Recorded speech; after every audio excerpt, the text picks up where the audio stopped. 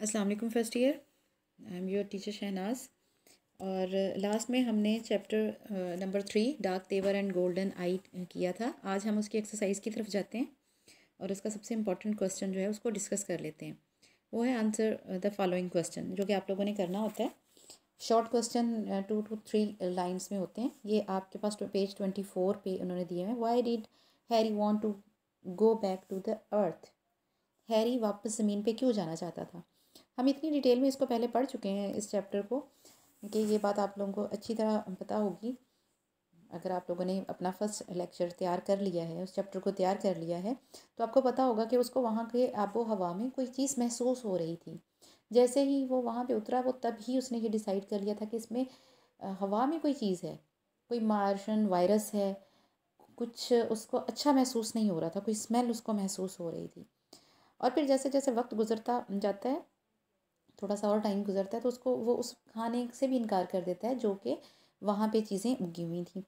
तो उसके ख्याल में कि इसके अंदर कुछ ऐसा, कोई पोलन, कोई सीड्स या कोई वायरस है जो उनको चेंज कर देगा।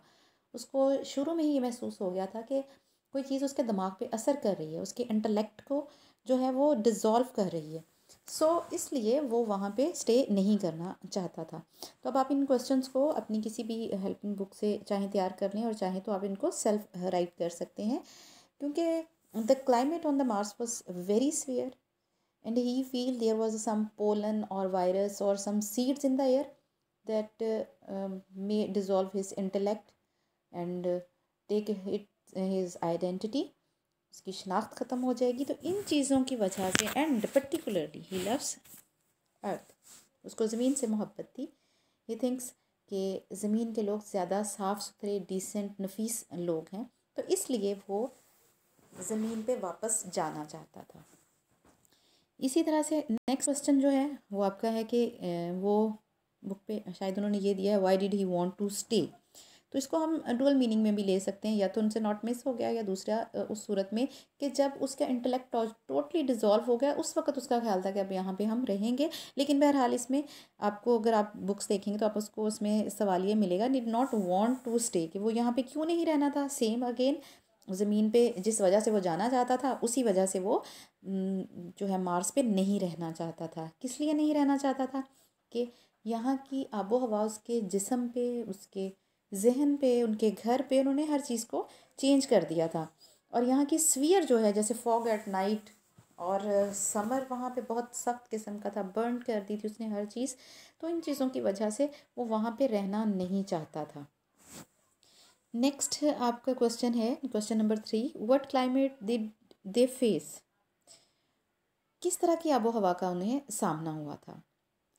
तो जब आप थोड़ा सा चैप्टर में आगे जाते हैं तो वहाँ पे बताया जाता है कि वहाँ की आबो हवा बहुत शदीद थी। गर्मियों में शदीद तेज़ झुलसा देने वाली गर्म लूएँ चल रही थी, जिन्होंने नहरों तक को खुश्क कर दिया था, कैनाल्स को ड्राई कर दिया था।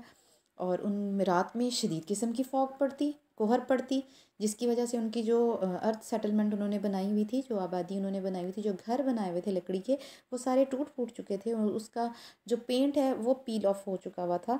तो इतनी जो शदीद किस्म का मौसम था, वो उससे उनको सामना करना पड़ा, और उससे उनका जिस्म का रंग तब्दील हो गया। उनकी आइस जो है उस वायरस की वजह से मे बी जो है वो चेंज हो गई थी। तो वहाँ पे उन्होंने एक सख्त किस्म के आबो हवा का उन्हें सामना करना पड़ा था। क्वेश्चन नंबर 4 आप लोगों का है, what was the condition of bettering family on hearing the news of war on earth? जंग की खबर सुन के उनका क्या रिएक्शन था? वो बेहद शॉक्ड रह गए थे। बेटी को जैसे ही पता चलता है, वो आते ही रोते हुए आती है, सिसकते हुए, गिरते पड़ते हुए, भागती हुई आती है, और वो परेशानी में अपने बाप को ये खबर सुनाती है कि ब्रेकिंग न्यूज़ है कि ज़मीन पे जंग छिड़ चुकी है और न्यूयॉर्क को हिट किया है। और वो वहाँ पे बहुत रोती है, और इसी तरह से उसकी माँ भी बहुत शॉक हो जाती है, अगर जो उसके कुछ कंट्रोल इमोशंस होते हैं। और फादर भी बहुत परेशान होते हैं, और वो चाहते हैं कि मैं मारूं, और किसी तरह से यूं ये हो कि ये ख़बर गलत है, ये झूठ है, वो ये चाहते थे, लेकिन ऐसा था नहीं। तो उन्हें वो बहुत ज़्यादा परेशान हो गए थे। और फिर हैरी जाके लोगों से कहता है कि क्या सोचा है, रॉकेट बनाते हैं।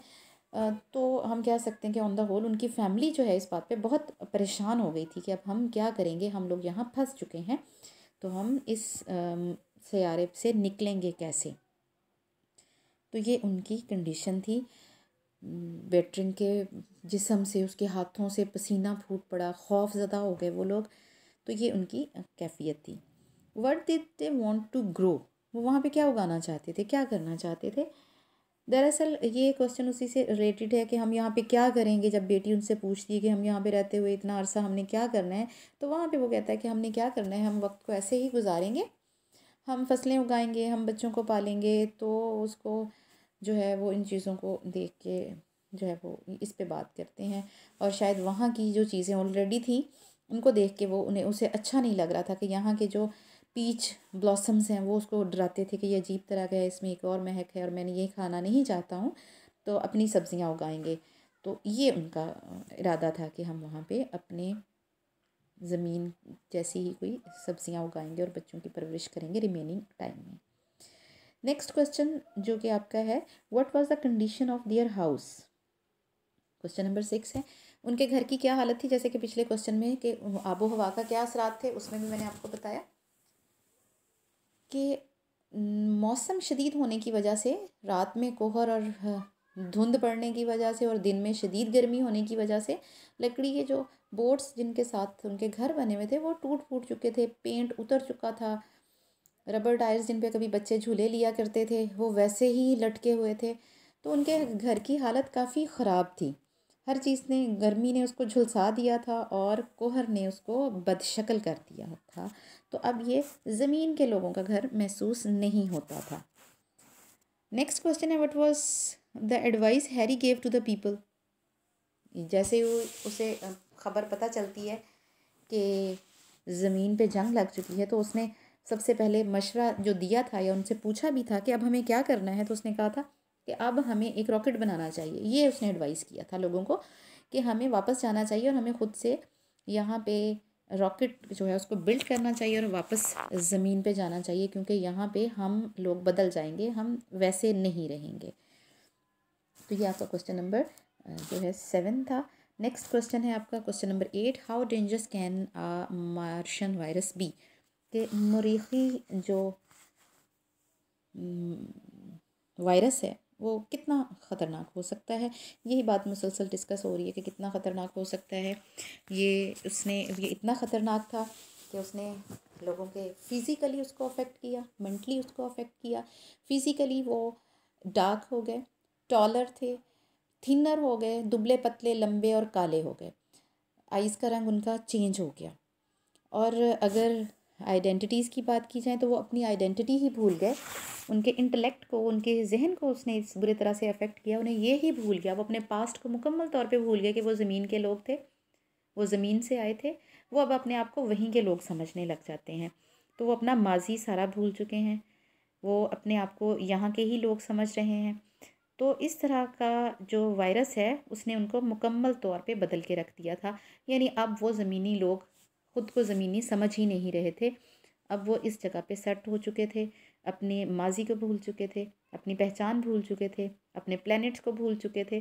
तो ये एक बहुत ही ख़तरनाक वायरस था जिसने उनसे उनकी पहचान छीन ली थी, जो कि शुरू में ही उसने कहा था मुझे डाउट है कि मेरे साथ ऐसा होगा। तो यहाँ पे आपके जो शॉर्ट क्वेश्चंस हैं ये कंप्लीट हो जाते हैं और उसके बाद लॉन्ग क्वेश्चंस हैं, इंशाल्लाह हम उसको भी डिस्कस करेंगे कि और ऑलमोस्ट सेम क्वेश्चंस हैं कि उनके क्या फियर्स हैं। जैसा कि आपने पूरा चैप्टर पढ़ लिया है, अगर आप उनको पढ़ेंगे तो आपको वो समझ आ जाएगा। नेक्स्ट हमारे लेक्चर में हम नेक्स्ट चैप्टर स्टार्ट करेंगे, रिमेनिंग एक्सरसाइज जिसमें ट्रू फॉल्स हैं। अगर आपने उसको तैयार कर लिया है तो वो आपको बहुत अच्छे से समझ आ जाएंगे कि आपने ट्रू फॉल्स एंड जो मल्टीपल हैं उनको करना है। सिनोनिम्स आपने इसके तैयार करने हैं, वर्ड्स के मीनिंग जैसे साथ में मैं आपको बताती रही हूँ वो आपने करने हैं। तो आप अपने इस चैप्टर को मुकम्मल तैयार कर लें। टिल देन अल्लाह हाफिज़। नेक्स्ट लेक्चर में नेक्स्ट चैप्टर हम स्टार्ट करेंगे इंशाल्लाह। अल्लाह हाफिज़।